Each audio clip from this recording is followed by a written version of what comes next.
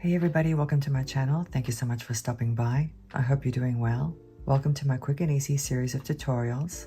Today we're going to be making this really beautiful autumn themed bracelet. It's a charm bracelet as you can see, and it features some really pretty imitation opalite beads as well as some sparkly crystals and metal charms. We'll be using the beads that came in the GGC Treasure bag, her latest release. This bag was launched in September 2023, and if you haven't seen the unbagging video, I'll link it down below.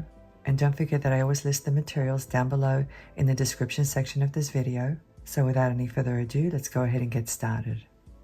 And here's the GGC Treasure bag, the latest release. This bag was launched in September of 2023. The name of the collection is Golden Harvest. And as you can see, it was filled with gorgeous autumn themed colors. And if you haven't seen the unbagging video, I'll link it down below in the description section of this video. So let's go ahead and select the materials we're going to need for today's project. Here are the beads we're going to be using from the treasure bag. We have 3 different kinds. These are 6mm in size and they're imitation opalite beads in the color red and green. Let me show you.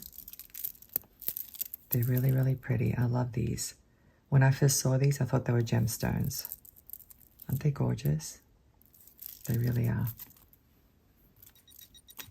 And these were actually my favorite from that collection. They're called Pentagon Faceted crystals. They measure 6 by 5mm, so they're not exactly round, and the color is champagne. But look how sparkly these are. They're so sparkly. I fell in love with these beads the minute I saw them. They're so beautiful. And here we have some Rondelle beads. Now these were actually placed in my bag by mistake. I think I was supposed to get some round ones, but these are actually Rondelles. So you can use whichever strand you received. And I believe the actual strand that you should have received was a strand of 6mm faceted crystal beads. So they would work out perfectly as well. But anyway, the color is green as you can see. Very pretty. Let me show you the metals now. Here are the metals. Now these 2 did not come in this month's bag. These are bead caps down here and they're from my own collection, my own stash. And these actually came in the September bag of last year. The name of that collection was Nature's Bounty. And I never did get to use these, but they're going to be perfect for today's project. As you can see, there are 3 little leaves and 2 acorns. I think they're so adorable. And now these 3 did come in this month's bag. This is the chain. It's cable chain and the links measure 5 by 3mm. And this is one of 20 charms that we received. It's a filigree leaf charm and it measures 18 by 10mm. And this is a toggle clasp that came in the bag. We received a set of 10. I think that ring measures about 12mm across. And here I have a couple of more items. I have some ball head pins and I have some jump rings. The jump rings measure 4mm in size and the ball head pins measure about 2 inches long. We're going to be doing some wrap loops with them, so you want to make sure that the gauge isn't too thick. So 20 or 22 gauge would be good. And obviously these 2 items did not come in the bag. They're from my own stash. So now that we've gone over the materials, let's go ahead and get started with today's project. As you can see, I have all the materials laid out. Now I'm probably going to need more beads than just these and bead caps as well, but I didn't want to crowd my board. I'll get some more later on as I'm building the bracelet. I'm going to use the ball head pins on the beads. My bell bead caps are going to be used on those beads. These are not going to have bead caps, and the jump rings are going to be used on these charms. And by the way, I don't think I gave you the measurements of my bead caps. They measure about 6.5mm at the widest point, and I think they're about 3mm at the top, and 4mm tall. And I've cut myself a piece of chain, and I recommend that you cut yourself a piece of chain 1 inch shorter than the length of the bracelet. And the reason is that the clasp and the jump rings are going to add an additional inch to the overall length. So you need to keep that in mind. And since I want my bracelet to be 6 3/4 inches long, this piece measures 5 3/4. So let's go ahead and get started. Now somebody did leave a comment the other day about my process. And really guys, the only process I have is just to look at the beads, stare at them for a couple of days, play around with them until I come up with something. So it's actually a very long process for me. But once I have an idea in my head, I usually end up sketching a rough drawing. And sometimes I'll actually build a prototype to make sure that it works. And other times I don't.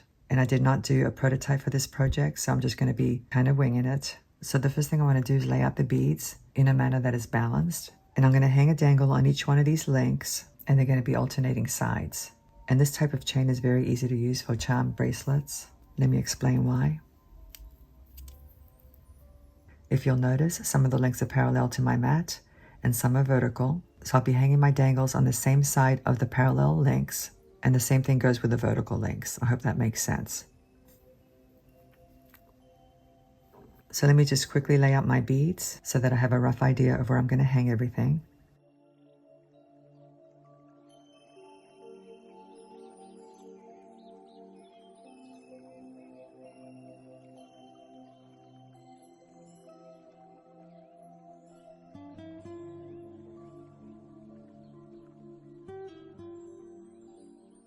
So here's a rough layout. Basically what I did is I started with a green crystal and then a champagne crystal on this side and then one of the red and green imitation opalite beads. And I repeated the same pattern going back and forth from one side of the chain to the other, making sure that I spread them out evenly. And my charms are going to lay like this. And once again, I'm spreading them out evenly as well. And by the way, the opalite beads are going to have the bead caps like I mentioned earlier. So that's going to add more metal to the overall look. And that's basically it, guys. There's no mystery to it. You just want to make sure you distribute your colors evenly and the types of beads evenly as well. So let me just lift up my chain.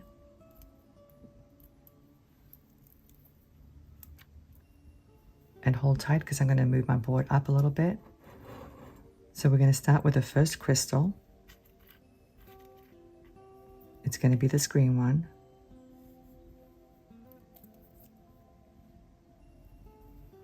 Using round nose pliers, I'm going to grab the pin right where the bead is, like this, kink it, switch to this part of my pliers, and you're going to have to determine how big you want your loops. Wrap the tail around the nose, flip the pliers around, continue to wrap to the back. I'm going to open up this loop.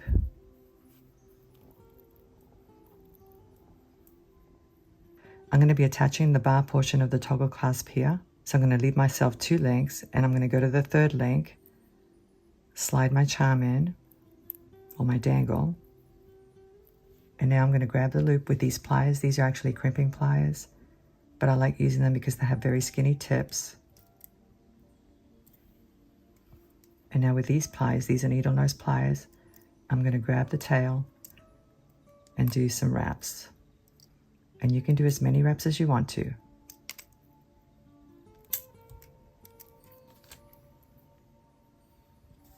Using flush cutters, I'm going to cut off the excess.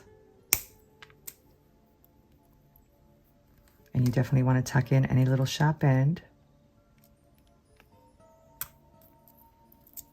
So there's my first dangle. And now we're going to attach the second one, which is this one right here.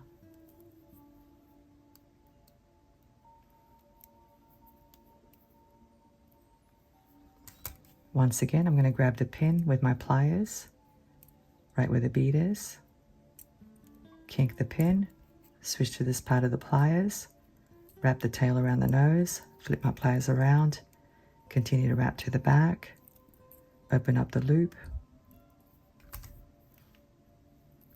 And now let's take a look at this chain because we need to figure out where to hang the next dangle.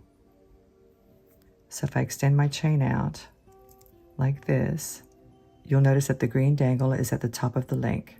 So now I'm going to hang the next dangle on this portion of that link, which is the portion that's facing up towards the ceiling. I hope that makes sense.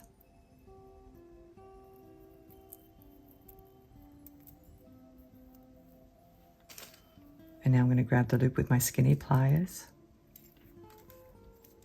grab the tail, and do a couple of wraps.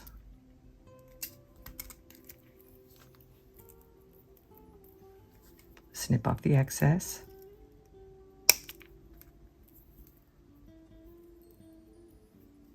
Tuck in the little sharp end.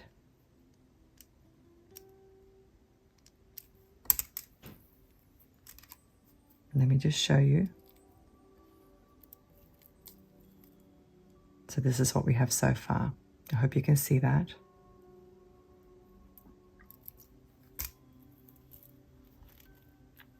I want to make sure I don't get myself all confused. But even if these beads move around a little bit, that's okay because I kind of know what I'm doing now. So let's go ahead and do this one next.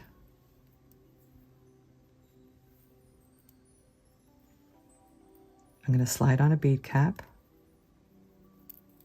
So it kind of looks like a little acorn or a little berry. Isn't that cute? It's so cute. Once again, I'm grabbing the pin with my round nose pliers. I'm going to kink it, Switch to this part, wrap the tail around the nose, flip the pliers around, continue to wrap to the back. I'm going to open up this loop, and now let's take a look and see where we need to hang it.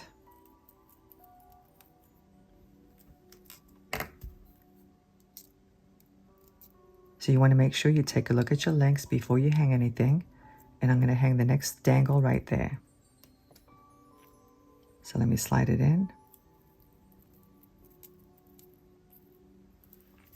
Grab the loop with my skinny pliers. Grab the tail and do my wraps.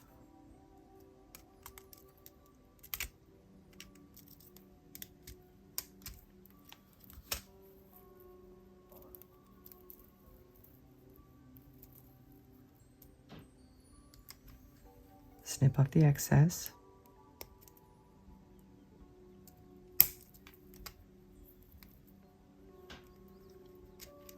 Tuck in the little end.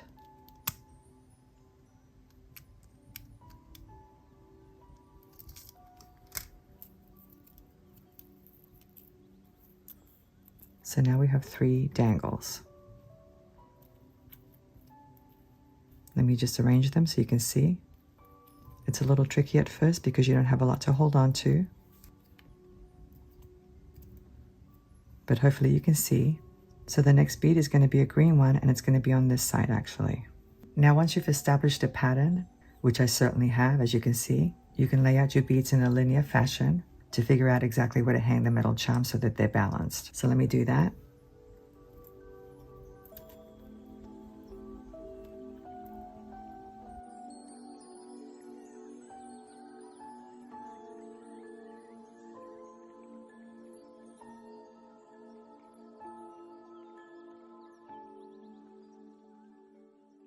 Okay, I've arranged the beads the way I want them, and this is the pattern that I'm following. So once you've established a pattern and you know where you're going to hang everything, it's very easy to lay them out like this in a linear fashion. And like I said before, I probably need more beads than this. Now the most difficult part about this project is counting the links of your chain, and I usually don't like to do that, but in this case I had to do that. I have a total of 46 links, not counting the 2 at the end, which is where the bar portion of the toggle clasp is going to go, and I didn't count the one at this end either. So without counting those 3, there's a total of 46 links, which means I need 46 dangles. And so now we have to do some math. We have to figure out where to hang these charms, and if you want them distributed evenly, you're going to have to count links. So I know I have to hang 46 charms, and I've already hung 3. And let's just assume that we have 3 at this end. 3 plus 3 is 6. 46 minus 6 is 40. So the easiest way to do this is to figure out where to hang the middle leaf first. 40 divided by 2 is 20. So I need to hang it on link number 20 or the one adjacent. So that means that this acorn will be hung at link number 10, and this one will be hung at link number 1. And I'm talking about the links that are in between these 3 dangles. I hope that makes sense. So let me go ahead and place them. This will be link number 1, which is the first link after these 3 dangles. And now I need to count 10. So 1, 2, 3, 4, 5, 6, 7, 8, 9, 10. I'm going to hang the acorn right here somewhere. And now I need to count another 10. So 1, 2, 3, 4, 5, 6, 7, 8, 9, 10. I'm going to hang this leaf here. And so on and so forth. I hope I'm not confusing you. It's a little deceiving because they're so spread out, but once they're on the chain, they're going to be very close together. And I'm definitely going to be using more than just these beads, like I keep saying. So anyway, guys, that's one way to do it. Of course, you don't have to be this precise, but it is a good idea to try to distribute things evenly, especially when you're doing wrap loops, because once you've attached them, the only way you can move them around is by cutting them and redoing them, and nobody likes to do that. So now we're going to hang this charm, and we're going to use jump rings for that. These are the 4mm size jump rings. They're very tiny. Let me open it up.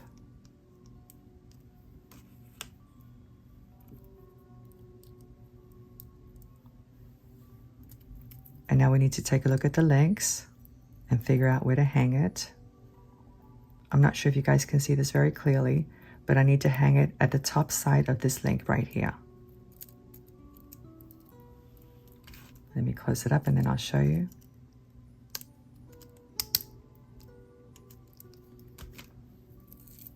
Let me just grab this link so you can see exactly what I've done here. It's a little difficult to see, but hopefully you get the idea. Anyway, like I said, you don't have to be this picky. You really don't, because once everything's hung, you're really not going to notice it.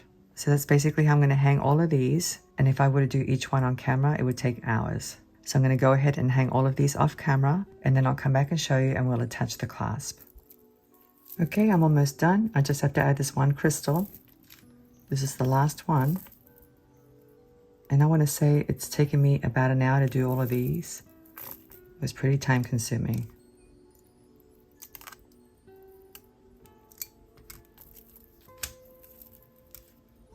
Let me snip off the excess.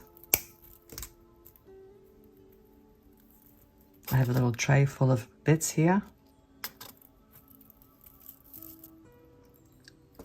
And now I need to tuck this in.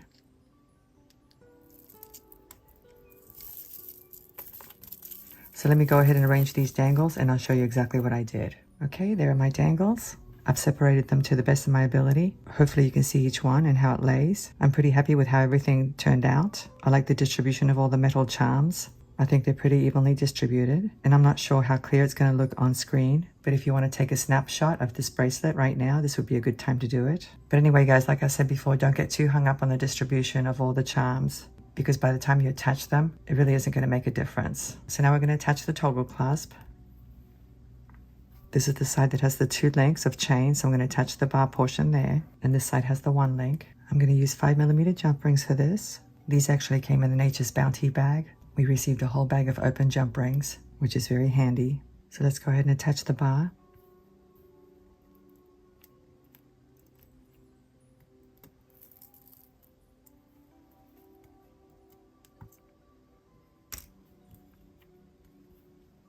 Might as well just do it by hand like this.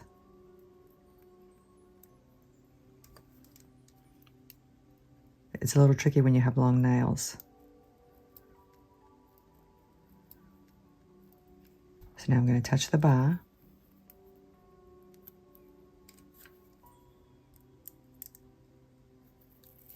Close up my jump ring.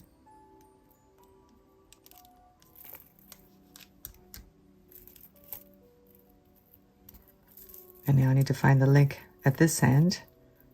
It's kind of buried here. But there it is, right there.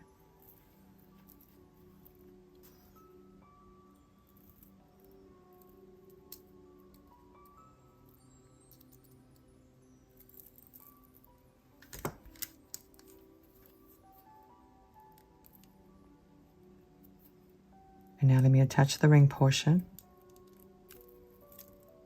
and close it up.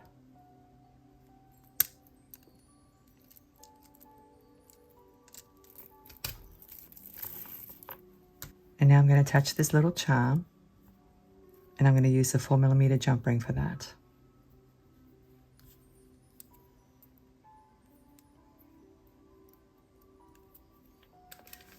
Let me open it up.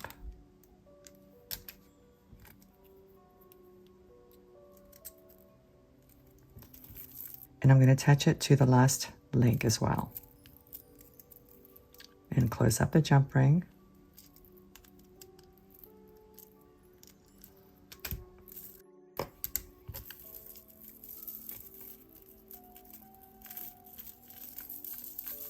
And there's my finished bracelet. Isn't it beautiful? It's adorable, it really is.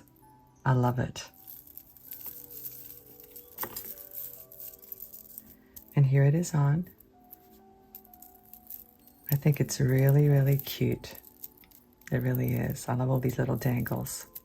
And I love that leaf charm as well. What do you think, guys? You could actually wear this for Christmas and even Thanksgiving. And I'm saying that because of the red and the green. And Thanksgiving because of the acorns. This bracelet has so many dangles, I could spend all day fiddling with it. So anyway, guys, I hope you enjoyed today's tutorial. I sure did. I had fun making this bracelet. I know I didn't do the whole thing on camera, but like I said, it would have taken forever, and I didn't want this video to be too long. But it was actually very relaxing. I put some music on, and I just took my time. So anyway, I hope I've inspired you. I hope you can make your own bracelet. And if you don't have these beads, you can find similar beads as long as they're 6mm in size. Leaf charms are very easy to find as well. If you go to Amazon and type in leaf charm and type in the dimension that you want, you should be able to get lots of results. So anyway, thank you so much for watching. I'm looking forward to seeing you again. Have a great day, and I'll see you next time. Bye.